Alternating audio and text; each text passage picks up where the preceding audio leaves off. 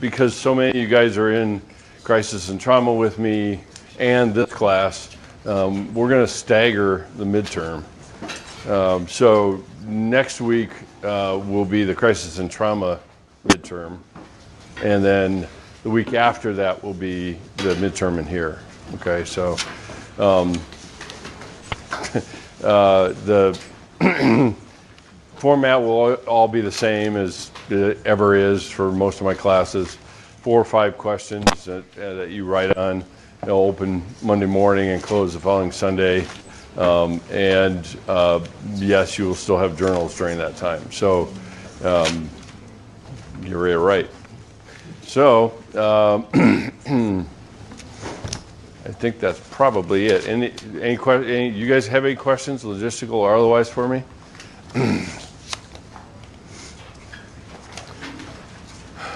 Okay. Well, we're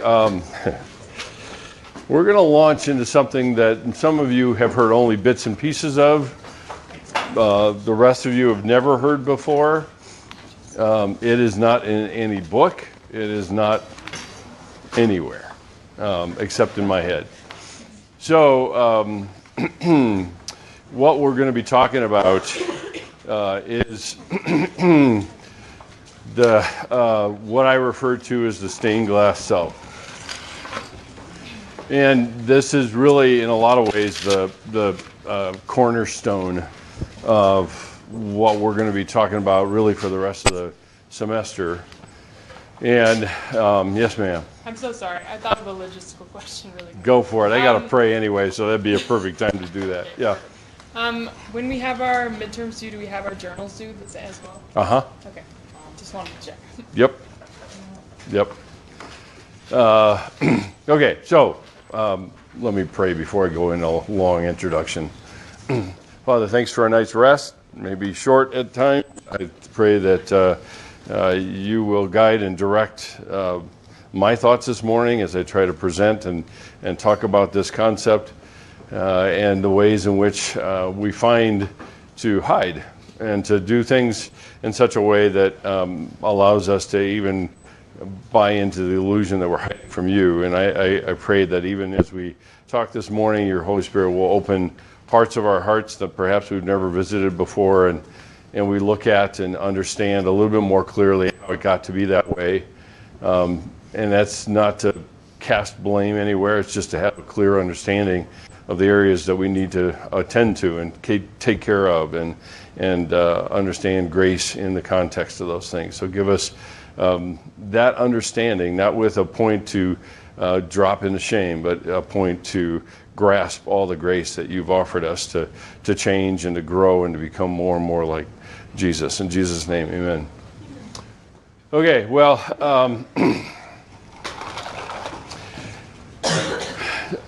just to give you some background as to where all this crap came from, is that for many of you guys know that I've worked for a long time with DID, otherwise known as MPD patients. And one of the things that I noticed in treating them was that essentially they had split themselves off into specific parts that dealt with life in a particular way. And because of that, it got me to thinking about, because we also, let me back up, we also talk about the fact that dissociation is a normal phenomenon. It's something that we all do, but it's only out on the outer edges that we talk about it in terms of a disorder of any sort. Which also means that essentially there are parts of us that are known and parts of us that we keep hidden. And add to that some of the things that I have thought about and watched happen. When you hear somebody talk about being compartmentalized or being able to put it aside or to do various things with it. Last night I was driving to World Venture to talk to some missionary candidates, and they had a vice cop on the radio who was being interviewed, and they were talking about this incident that occurred with Robert Kraft, the owner of the Patriots, being caught in this sting operation involved with sex trafficking, the people that were involved with him, etc. And the vice cop said something that really caught my attention, because one of the radio announcers basically said, so how do you keep this stuff from weighing you down? I mean, how do you keep it from kind of contaminating your life? And he used the same term all over again. As well, I seem to be able to compartmentalize it, and I can do all this stuff and see all these things, and then go home to my family and have a great time with my kids. And my kids are the ages a lot of times of the women that I am trying to save. So compartmentalization at some level is a normal process for all of us, I think. And we have choices to make. The thing that I want to highlight is, how do we move from what I would call a disintegrated life to an integrated life? When I talk about the stained glass self, it is our best attempt to live in a hostile world. It's our best attempt to live in that world. Now, you may say, well, that's kind of over-dramatized, isn't it? A hostile world? Well, we just finished looking at 13 different ways in which we find to manage and control and do all sorts of things with other people's perceptions, whether that's driving to get their approval, or whether that's being a constant comparer, or whether that's the ideas behind moral, the obsessive moralizers, or all the other things that were there. All of those really are an effort to try to manage in a world that is hostile to what? To us owning ourselves, really. And so we land on a strategy. So when we start to talk about this whole thing, and I've spent a lot of time thinking about it, I think we have to start with talking about, first of all, what exactly is the self, okay? And this is a brief review, maybe from a little bit different angle. Some of you guys who haven't had much in the way of psychology, talking about personality, talking about what do we call, or what is it that we call ourselves? And we use that term. I mean, if you were to count at any given day how many times you use a word that is a derivation of self, you'd be shocked. Yeah, before too long, you just stop talking, because you don't want to count it anymore. So one author's comment about this is that the individual's belief about himself or herself, including the attributes and who and what the self is. Now, the minute that you say who and what the self is, I'm standing a little bit away to look at that, okay? And the challenge, even in our culture today, is the war that goes on, even for us with each other, is this a person an object, or is it a person? And I have the same war that I have to deal with within myself. Am I an object? What is the self of mine? Or am I a person? Who am I? See, the questions are different.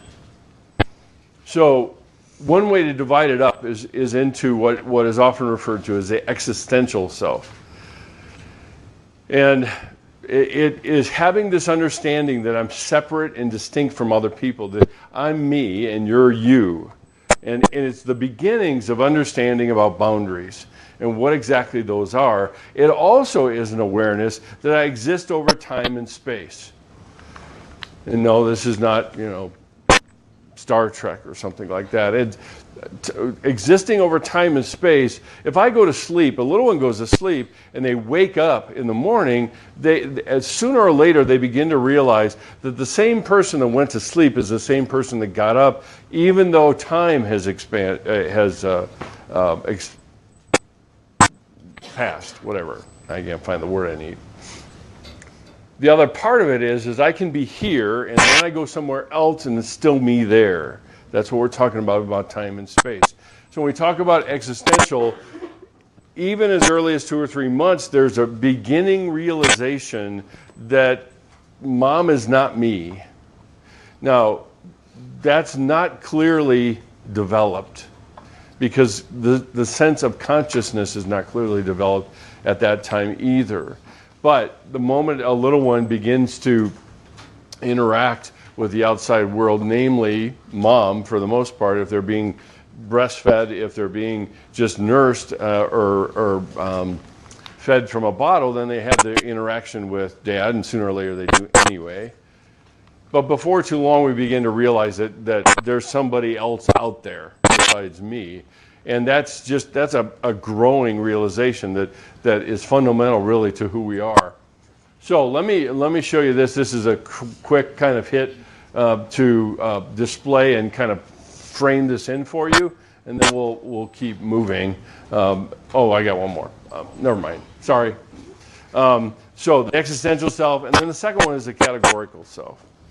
The categories of how I describe myself, how tall I am, what color hair I have, what color eyes I have. Most of the time when you talk to kids about the categories of who they are, most of the time they're going to say how old they are. How many times have you interacted with a little one and you say, how old are you? And they hold up, the stubby little fingers that is not even close to their age usually. And we always make the assumption about gender, but they begin to realize very quickly they're a little boy or a little girl. That's irrespective of what our culture says. That's completely irrespective. It gets muddled as the culture begins to have more and more impact on that. And we've talked about that in human sexuality, and Saxby's doing that too. So those things are part of the categorical self. The more sophisticated the kid becomes, the more categories they develop about who they are. They might add in ethnicity, they might add in region of the country they're from, or things like that. But still, those are all really very much categories that are part of that. So you have the existential self, you have the categorical self. Now, here's the videos that you can see what I mean. Children show changes in their self-concepts with age. Preschool children like Todd and Christopher are likely to describe themselves in terms of physical characteristics, possessions, and behaviors. I clean the shirt and I put some red in and make a joyful. My room's like dinosaurs in the dinosaur room. Mine is a dinosaur room, and the room is a room. It's in the middle, and mine's on the left side, and my mom's on the right side. I have a dog, cat, fish, ton of crabs, some couches,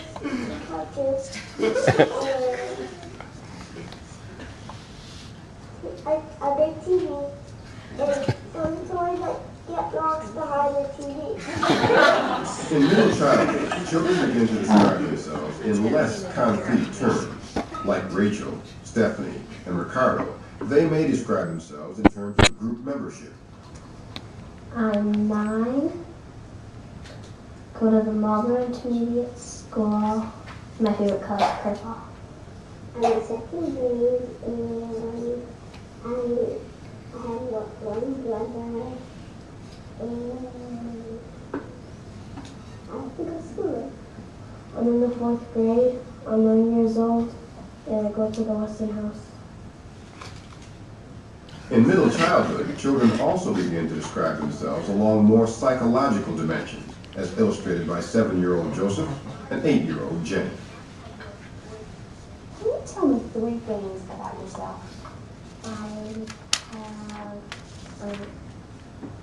I like school a lot, and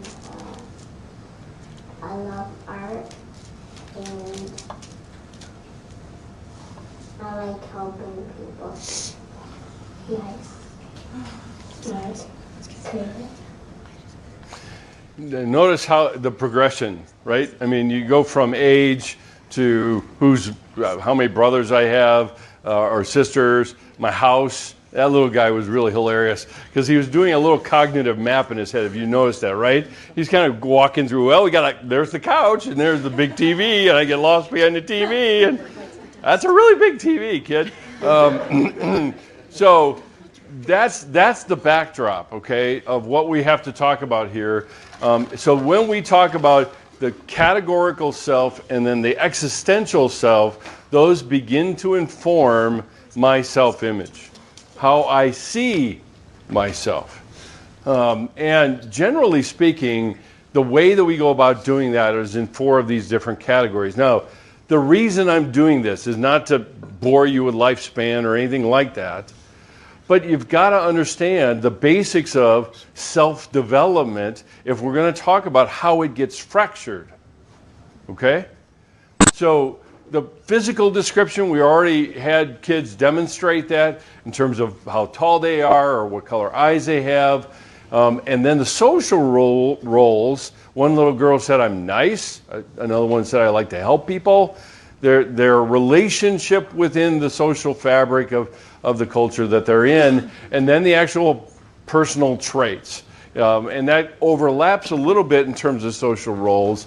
And then finally, the existential statements like, I am a child of God. That's very abstract, but it is an existential statement. And it's not until much later that kids can even make that kind of statement and understand what it is. I do this exercise. Some of you guys have been in Psych 101 with me, where I say, I give you a stem and it says, I am, and fill in 20 blanks underneath it. And a lot of times the things that come up are all 4 of these roles, or all 4 of these categories in terms of how I relate to people, how tall I am, who I am, the things I do, the people I'm related to, all of those things. And those are all part of this soup in which a little one begins to develop. And out of that is where we make some conclusions that we may not even consciously know that we're making that are part of the development we're talking about. So what I want to show you is where we're going, and then I'm going to unpack it a little at a time, okay? Because when we talk about the development of the stained glass self, all of it starts in infancy, obviously. And I have decided to use, just for convenience sake, Erikson's 8 stages of development across the lifespan. And what you will see is, as you watch the development here as it goes, is there's a significant difference that starts. The biggest change is from this to this. And we'll talk a little bit about that as to what happens. And then you go farther into even more developed states of stained glass, and then some changes begin to happen, or some crises begin to occur that actually impact what is going to go on within it. So where do we start? We start with infancy. When a child is born, there is no self. I am whoever the people are around me. That's why I have this line be around the beginning family, a dotted line, because the little one is who the people are around it. So there's no self-awareness, which also gives the little one a certain amount of freedom. They don't think anything about how stupid they're looking. I mean, or whatever, action they're performing, or whatever that might be. So there is no self-awareness. There's nothing to be aware of. There is no myself, so there's no ownership of me. And then finally, I am who I am, and I am others, and others are me. So there is a complete enmeshment that's normal within the development of a little one. So, and that's where we start. It is pure. You want to continue to kind of use our metaphor, it's pure glass.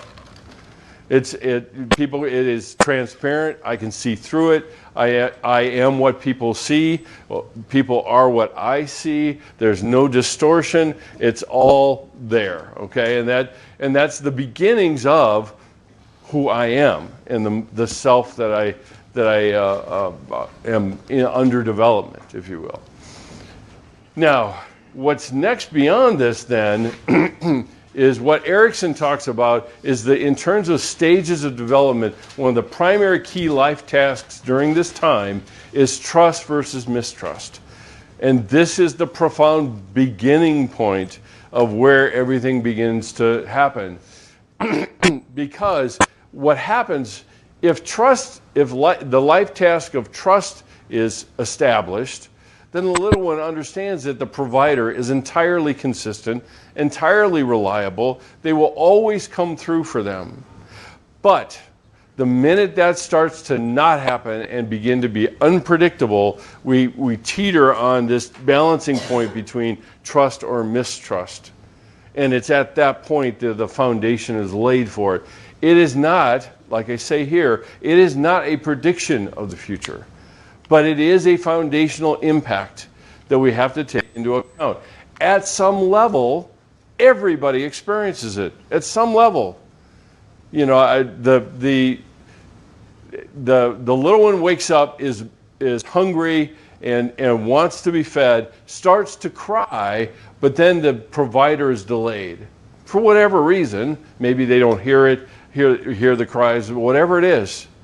And so there's tiny little fractures that begin to start developing within this, because trust and mistrust is a very fragile thing. Trust is particularly. So if it's developed consistently, and consistently doesn't mean every time, all right? The thing to keep in mind when I use that word is consistency and reliability doesn't mean every time. It means most of the time, all the time, and between those points. And the little one in its development knows almost every time if I cry, somebody's going to show up. And that's part of the trust. We see kids on the flip side, we see kids that develop, you know, the reactive attachment disorder types of things is during this time this occurs, because the providers don't respond at all, or are not at all reliable. And before too long, the kids begin to do the kind of math that maybe they won't show up, and they begin to comfort themselves and find ways to comfort themselves because they can't count on the provider to do that. So the movement, if you will, from infancy into childhood is what happens is the boundaries begin to become more and more defined. And what you have then is, I understand, and kind of the key words that show up somewhere around 2 years old or thereabouts is me and mine. Because me is a separation statement. I am me and you are you. And mine is a possession statement. You notice the kids, they commented on the fact that kids describe themselves in terms of things that they possess. So they're learning now not only about themselves, and there's the word, themselves, but then now they're also learning about objects in their environment. And so they become more and more aware of the separation between them and their parents, and they're not obviously able to articulate it. They don't have the language development to do that yet. They begin to show signs of it even at 18 months to 2 years, where they start to want to do something, realize they can't, and what do they do? This is just one of the most hilarious things Desmond does on a regular basis, because he's doing something. He wants to move a chair. It just happened over the weekend. He goes over, he starts pulling on the chair, and it won't work. He's not big enough to pull it. So what does he do? He comes toddling over to me, looks up at me, and goes, it's like, well, you dummy, don't you know what I want? I need to move the chair. He doesn't say a blooming thing, but I divine his mind enough to know what he wants. It's amazing kids develop language at all, because everybody's divining what they mean anyway. But see, he recognizes that he doesn't have the resources to move the chair, and I do. And I'm separate from him to be able to do something he can't. See, these are all an important part of the development in kids and their understanding of being separate. And really, it's the beginning of boundaries. We've talked about boundaries in here too. That's why family life is so important in terms of teaching about boundaries. Because a lot of times parents will judge a task, whatever that might be, and look at the little one and say, you can do it. Do it. And there's no harm in that, but it's also a boundary thing. It's something you can do, and something you're able to do. So we have this movement into early childhood, and what often happens here is the adults have a hard time adjusting their expectations to what is realistic to expect from a kid this age. One of the biggest challenges that I have in working with parents of young children is their expectations. A lot of times they end up having adult expectations for a little kid that they can't do. And then they blame them for not doing it because their expectations are out of whack. So what happens is that whether or not, and that's what I try to communicate here and the cracks begin to show up, is that whether or not it's intended, the little one, because of their egocentricity, everything's judged in terms of themselves, that when a parent sighs or looks away or continues to encourage, and sooner or later they start saying, what's wrong with me? Why can't I do this? And that's where the idea of your being bad begins to form. Now, there are plenty of parents that out of exasperation will say that. But obviously by now we've talked a lot about shame and grace and how the words matter and the vocabulary that we've been talking about matters. This translates into a statement of identity. And the little one then begins to develop that, and cracks begin to form as they begin to develop. They're still very self-centered. Everything that is said is filtered through the self, the burgeoning kind of beginning self that is occurring. And that's where the cracks begin to form, because somewhere what I am and what I am expected to be, all right, notice the difference in language, okay? I didn't say what I can do and what I'm expected to do. It's instead what I am and what am I expected to be. And that gets translated into there's a difference, and cracks begin to form under which the little one begins to develop. So the thing that happens within the family cannot be understated. You read at the end of Brene Brown's book about parenting, and a lot of you commented about that in your journals. And how do you raise children to be shame resistant? And so much of that has everything to do with what you're doing right now. Because the terms and the vocabulary you develop and the awareness, the critical awareness you develop, makes it possible for you to do something differently. The thing that you have to begin to understand is within the context of the family and the power of the family, and the minute you add a sibling into it, suddenly parents' voices begin to soften. Even if they're being encouraging and valuing and worth providing and all that, you still have a sibling. And the sibling picks up patterns too. And now we've got an interactive pattern within the family as far as how do we engage with one another, how do we see one another. And before too long, all the things that are happening out here begin to become internal. The external defines the internal. The core of that is because trust has been resolved in the child as it's growing up. See, even something good, trust, is the basis on which they get defined by the people outside of them because they're trusting them. Mistrust in the extreme is I trust no one, and no one has any input into the interior.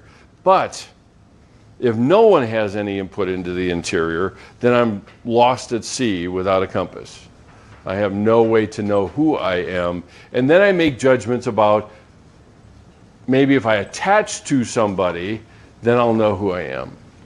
So what begins to happen as a result of this, and it happens fairly quickly, even within the context of the family, is the cracks that we were talking about a minute ago begin to fossilize. and they begin to harden. And the little one begins to understand, well, these parts of me are acceptable and those parts are not. And so little by little, they begin to be discolored and changed. They haven't quite figured out that they have the power to impact that coloration with the window of their soul and the window of who they are. But the cracks begin to form, and they've got to do something with the cracks. And sometimes because of the shame stuff that goes on in families, inadvertently, unintentionally, the shame begins to fill in these lines. They begin to fill in the lines. The fossilization, if you will, is the stuff that shame accomplishes and begins to hold this whole thing together. Can it still be seen? Yeah, that's what I was trying to convey in this graphic, is the child can still be seen. But there are pains, which is an interesting play on words. There are pains to this window. And it makes it so that the kid can still be seen, but there are acceptable parts and unacceptable parts, which also means maybe at some point in the future I can figure out how to show some and not others. Which really, let's go on here. In terms of what Erickson talks about is very fascinating. Because I went back and I started rereading some of his Childhood and Society book, and he, interestingly enough, is using terms that we're using in this class. Because the task, the life task that confronts the child during early childhood is what he calls autonomy versus shame and doubt. Interesting words.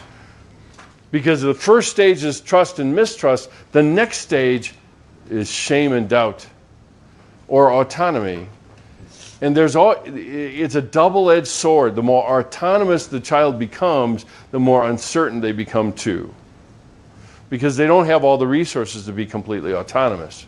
So what's happening is that they end up being caught in this double bind. You can do it. You can stand on your own 2 feet, but then they fail. And what do they begin to feel? Identity problems. That's where the shame. Now, you got to understand, Erickson is not using shame in the same way that I'm using it or Brené Brown uses it here. But by his description, we're talking about the same thing. He believes that doubt is actually the brother of shame. But the challenge is that the child has to resist this temptation to modify their behavior, modify how they look, everything else, just to stay connected. And parents and the adults and the people in their world can encourage that and say it's okay to be different. There were really early in my kids' growing up years that my wife and I had to say, particularly my oldest, to say, look, our problems, the things that we're talking about and we get heated about, are not your problem. Okay? When we have a disagreement, it's not about you. And that's a relatively healthy family. And that still has to be said. It still has to be communicated to the kiddo so that they don't begin to internalize all these things and modify all of these things in order to preserve connection or to avoid disconnection. Remember, that's the point of shame, right? It tends to isolate us and it threatens us because of connection, around connection. So we've got a lot of kind of moving parts that occur during this time with autonomy versus shame and doubt. Shame is talking about identity. Doubt is the uncertainty to accomplish things. So obviously, if I'm going to experiment and try things, and then when I don't accomplish it, either I'm a failure or I have failed. Or I didn't do it quite right. And you can do it differently the next time. The lessons are learned very, very early in terms of what we're talking about here. So,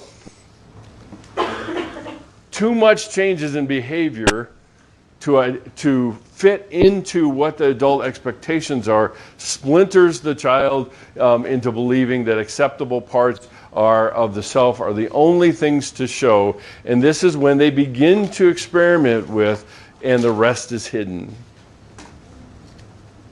Because they make the conclusion that when I show that, mom or dad has a particular response that is uncomfortable to me, what will I do? Well, I guess I won't show it. And it's the beginning point of where shame begins to take hold, and the little one begins to understand, because of autonomy, that they actually have the power to accomplish things like that. And what is more important than conquering a playground, monkey bars, versus staying connected to my parents and knowing that they still approve of me? That's not even a calculation. And that's essentially what happens with kids as they're growing up. So the state, this is a quote. Yeah, Casey.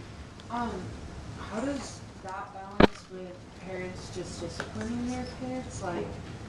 Because in the last slide it said certain parts of them are unacceptable to show. How is there to be a distinguishing factor between you shouldn't do bad behaviors, you shouldn't throw tantrums in a grocery store, right? And making that into something that's shame-based when they're still a kid.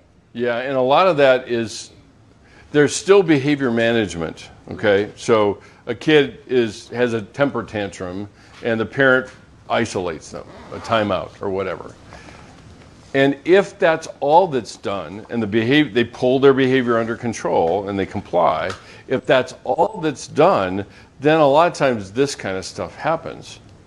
What changes the conversation and even the calculation is the restoration that occurs after it happened. It's that conversation to say that behavior is unacceptable, but who you are and the person of who you are is accepted without question. That will never, ever, ever change. So it has to be an ongoing conversation over time. And the key always is, and this is surrounds even the debate around corporal punishment and everything, is that usually it's caricatured into a beating, essentially, and that's where a lot of the conversation is. What isn't talked about is that one, it's not, if we're talking about corporal, any kind of punishment, any kind of discipline, if it's done and nothing else happens, yeah, there's real damage to be done there. But if it's done and then there's a conversation after about that and continues to be all the way through the kid's life, they will get it. They will get it. That there are certain behaviors that are appropriate and acceptable. There are certain behaviors that are not, but I'm still safe. Who I am and my person is still of value, and so forth. And that really is, it's one of the reasons why kids' concept of God gets developed during family life. Because I had a friend of mine that once said, when kids pray, when they say, "Dear Father," they're actually praying, "Dear heavenly version of my earthly father." And that's where we learn this stuff. So what Erickson says when he says the ratio, this stage in particular, we're only early childhood here, okay? Keep in mind, we're not talking adolescence. This is early childhood.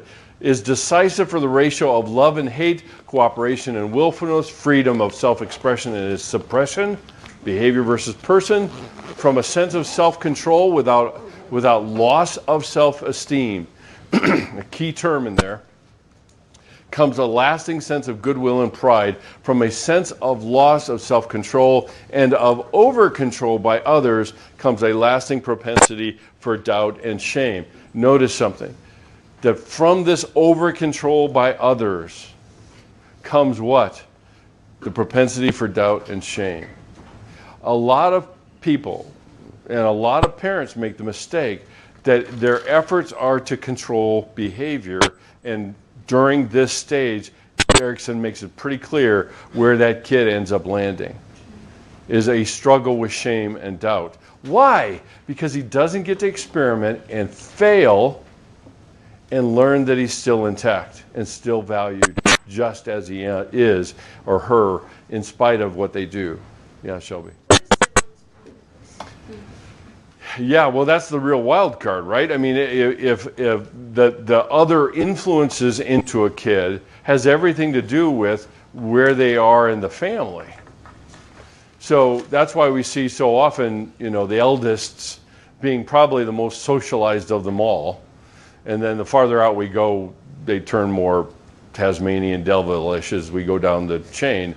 The impact within the culture. See, again, this is what this is pointing to answer your question. It has everything to do with the leadership of the parents within the family.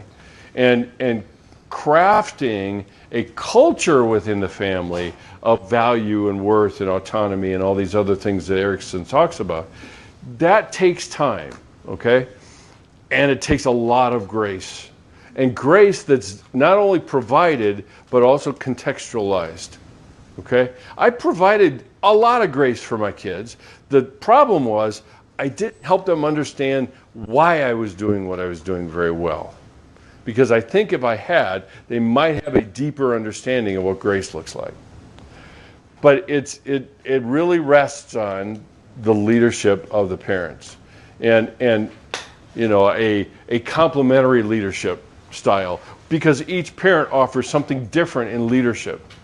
And that they complement one another, and that's why an intact unit is so effective. Doesn't mean a single parent can't. I'm not saying that, but it's harder. It really is harder. So siblings are the wild card in here, and you let's just say the eldest gets past these things and manages these things reasonably well, and then the next one comes through, very different personality, very strong-willed, very stubborn or whatever, and the older one is saying, I'm out, I don't need this kind of fight. But there is still an old nature in there, particularly with older siblings. And they like to snipe and poke and say little things at the table and blow up their little brother or sister, and then say, see how inappropriate they are? I'm so good, thank you very much. Welcome to old nature.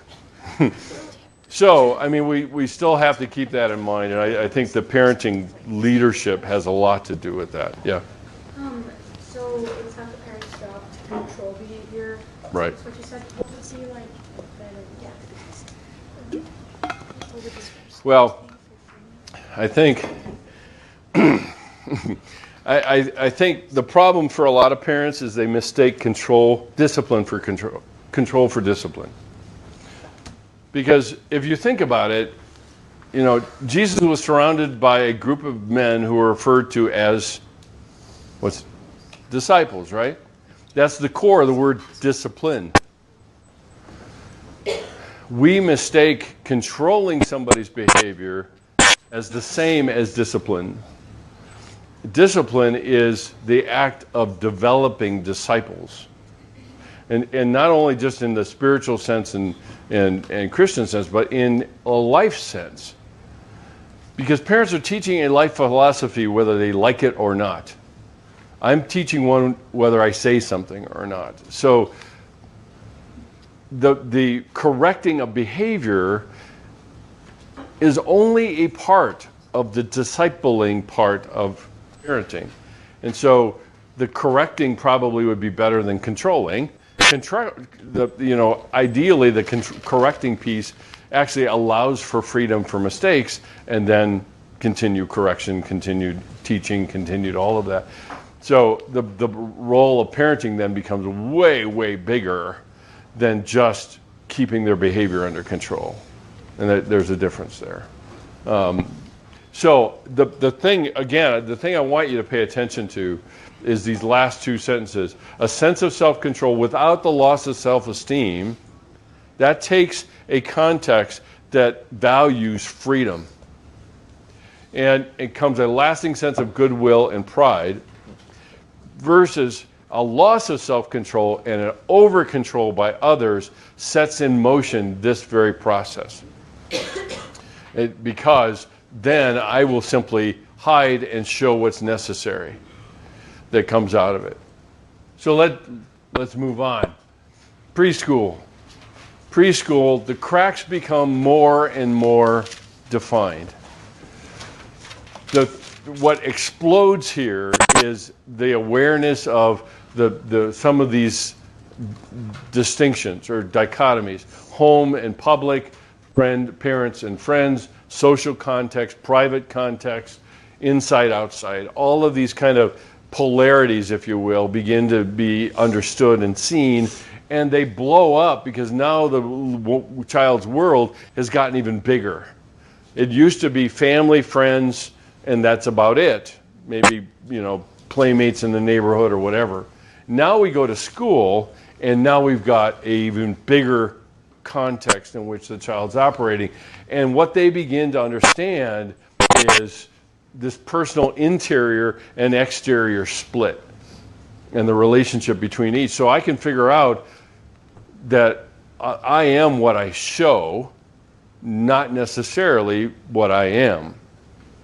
And so I have this ability to show parts of myself and not show other parts of myself. You talk to any elementary school teacher and they will tell you that.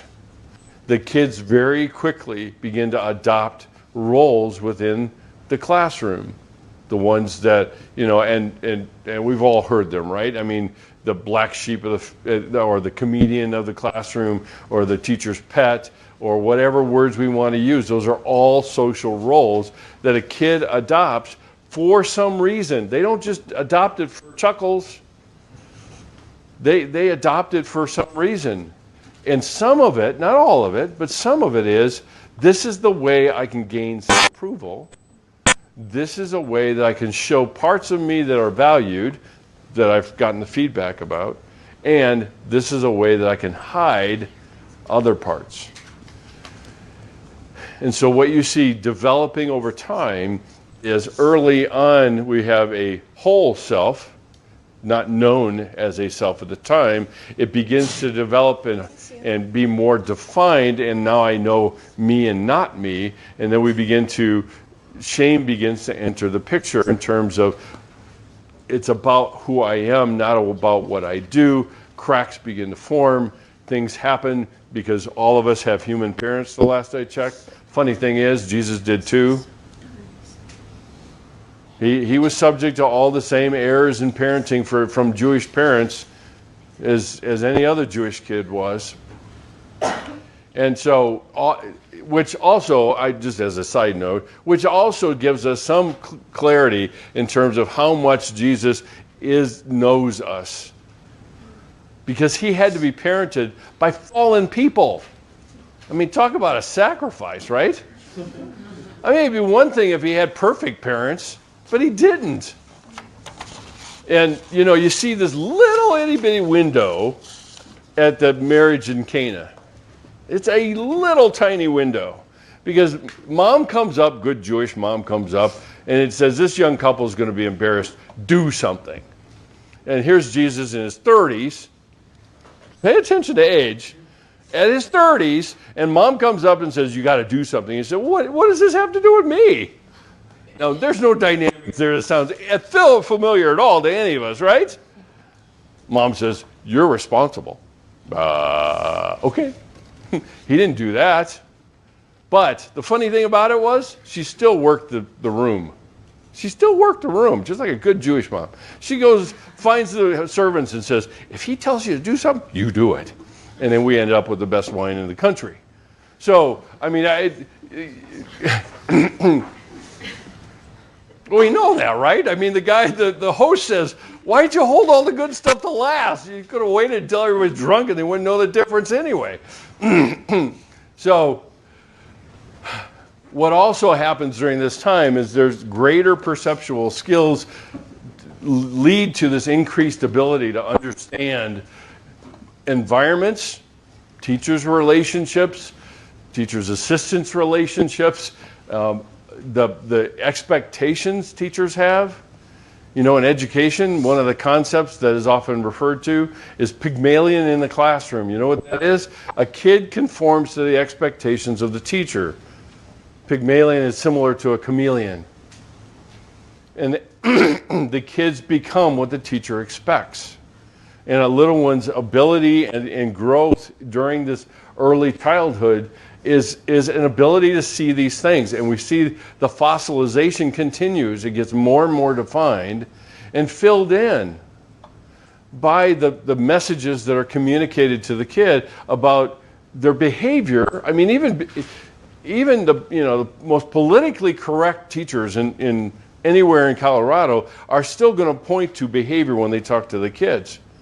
But the problem is by that time, shame has already taken hold, and now behavioral comments and expectations that are communicated get translated into identity and shame-based expectations for that kiddo.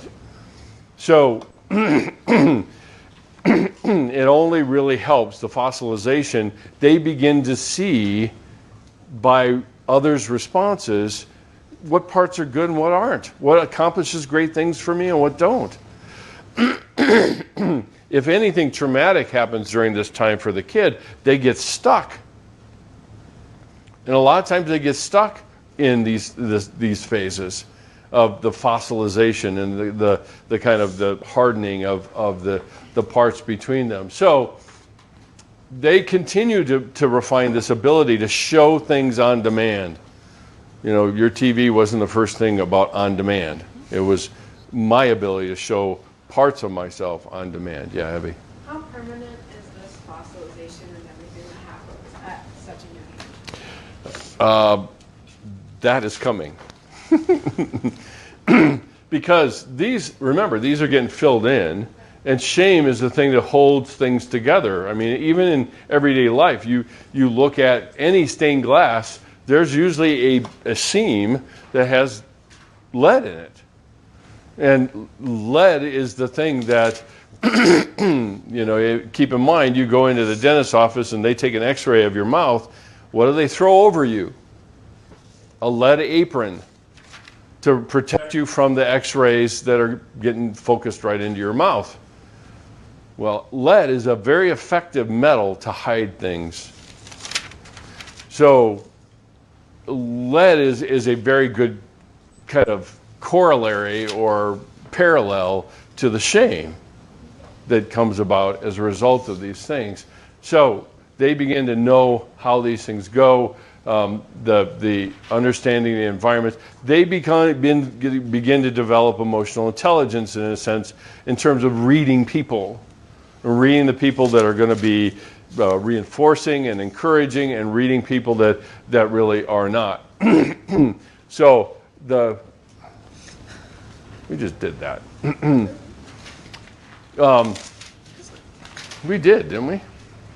Yes. I don't know how these got jumbled, but whatever. The thing to keep in mind, and this is one thing that really caught my attention as I was rereading and thinking about what Erickson was writing about, was he was very prescient in his understanding, and I think that's why his theory continues. But what happens is that at this point, shame gets turned into the rage against me. And I captured them. I should have, and therefore I didn't. Or I should have, and I didn't, therefore I'm bad. I could have, and I didn't, therefore I'm flawed. And I would have, and I didn't, and therefore I'm unacceptable. You ever heard the phrase coulda, woulda, shoulda? That's this. And they make these conclusions very, very quickly. And the gun gets turned on themselves. It's never turned on those that perhaps have contributed to it. Okay? And this is one of these places where when I talk to people that have been through trauma, oftentimes the shame gets turned on themselves as if they were to blame for what happened to them. And it comes from this stage of development. It's always an if, then, therefore. If I hadn't, then that wouldn't have happened. Therefore, I would be okay. That's a pretty big leap because we don't take into account free will. We take into account only what I can delineate and communicate and so forth. So the psychosocial task of autonomy versus shame and doubt, and what comes next then is where we get to I got a couple other things. You can tell I haven't gone through these very often. But it capitalizes, what it happens, this rage against oneself capitalizes on the sense of being small that the child already feels. They already know that they're relatively powerless. They know that the bigger people in their world are more powerful than them. And what's interesting about that is that go back to that comment about the encouragement of self-control leads without a loss of self-esteem, but control leads to a kind of a propensity for shame and doubt. This same thing occurs here because the more controlling someone is with a kid, the less self-regulated they become. It's something they don't develop over that time. So what does that mean? I don't self-regulate because other people are telling me and demanding that I do certain things. So instead, I just hide. And suddenly the little one has walked into the very sin that their ancestors started with way back at the garden. They did something wrong and they hid as a result of shame. And that same thing plays out in most humans' development, as we make the conclusion, not when I do something wrong, I come out and talk and get some ideas and do something different. I just hide. And I have often heard it said and commented on is that if we want to know the hold that shame has on us, particularly in our relationship with God, is when I do something wrong, what is my propensity to do? Is it run toward God or away from Him? Because it betrays something.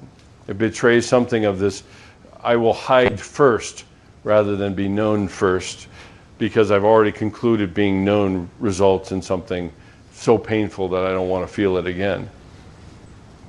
So,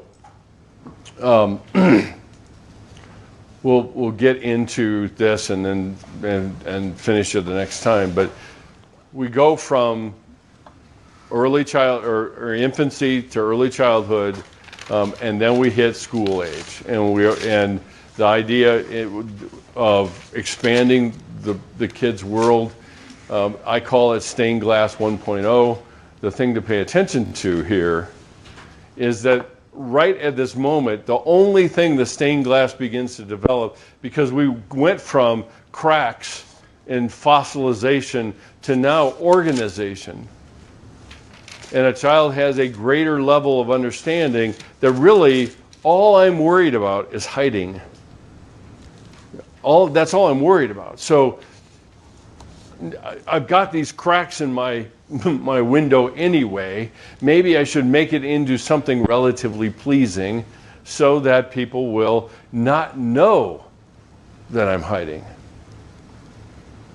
So all the concern is how do I create something pretty enough from the cracks I already have, using the shame that's already filled that in? How can I create something pretty enough that people will say, oh, how nice, but not really talk about me or not really know that much about me? See, what they begin to understand, particularly during this school age, is the power to divert attention from the condemned parts of themselves. And, that's all of us. I mean, if we did Kyle Idemann's little exercise, they went into the recovery group and somebody said something, everybody raised their hands. That's all of us. We've all learned this. We've all learned this drill. Is I have the power now to divert people's attention. So watch the shiny object in this hand while you don't pay attention to the one that I've condemned in the other hand. So it also begins this process of developing an image for other people to buy to know, because if they know that image, they know me, and I'm the only one that knows the secret that the image that they're buying isn't really me. Now, the qualities, the two things I want to, three things I want to comment on before we end here is, think with me for a second about the qualities of a stained glass. Because we've already talked about how lead is the parallel to the shame that begins to hold this thing together. And you know, when cracks occur, we freak out, right? I mean, we want to fill them in. And I may not be able to have the skill to fill them in with glass, so I'll fill them in with what I have. And that's what shame essentially does. But as time begins to develop and I say, oh, maybe I can create an image that people understand or find pleasing, what begins to show is I begin to realize that stained glass presents an image to people. Now, in this case, this image is geometrical. It has no meaning per se. So I'm able to present something they like and at the same time keep myself safe behind it. Stained glass is beautiful. It does three different things. The third one we're not going to talk about just yet, but the first two I want to comment on. One is it refracts light and it refracts vision. And the second thing is that if you've ever been in a place that has stained glass and the lights are off, it's really dim. So make the connection. Brene Brown says, shame flourishes in darkness. So I create just enough darkness to be safe behind my stained glass and fool everybody into thinking they're seeing actually me. Stained glass is incredibly powerful.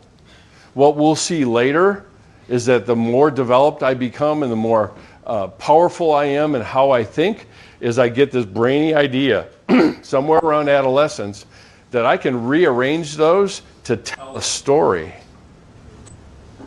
And now I have a narrative. I not only have something to protect me, but I actually have a narrative to present to people about who I am. And that becomes even more powerful, which we'll see.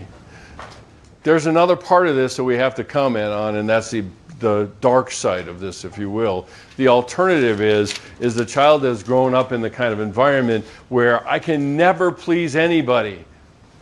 Therefore, I'm never enough. And so what stained glass becomes then is more challenging because they're acting according to the hopeless situation that they have been in. The funny thing about it is they will do one of two things. The kids who make some really nice stained glass are in a sense acting in. They're protecting the in part of them. They're creating an image to protect it. The kids who have become more despairing, and Alfred Adler refers to them as discouraged kids, they act out. And they create an image of themselves that says, I dare you to try to like me. I dare you to try to be in my world. And it has sharp edges, it is stark, it is black and white, and how many people have we seen that actually show that in their clothing? So, the stained glass still reflects what's actually going on, you know, within the person that we're talking about here, and it turns into these places of hopelessness because it says, I have given up hope. I don't hope anymore. I just hope less for anybody in my life to really matter or really care about who I am or anything else.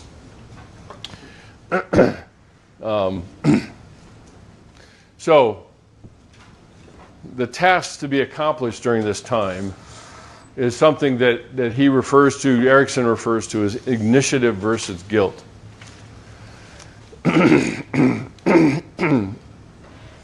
This time inevitably includes a crisis. Because if I don't have the control to have people be pleased with me, and I'm not real sure I like what I see inside. I'm in a world of hurt.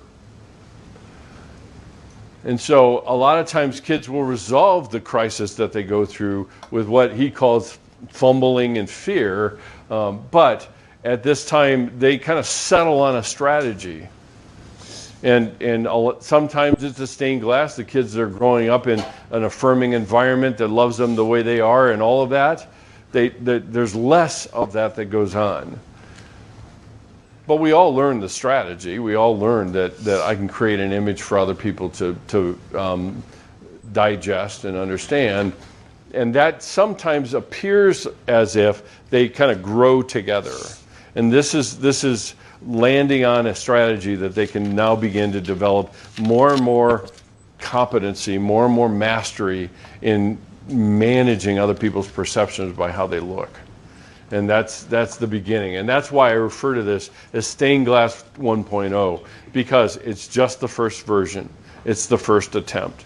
There's more to come. So I will stop there. Any questions or anything? Okay. I will see you in a week. Enjoy your groups.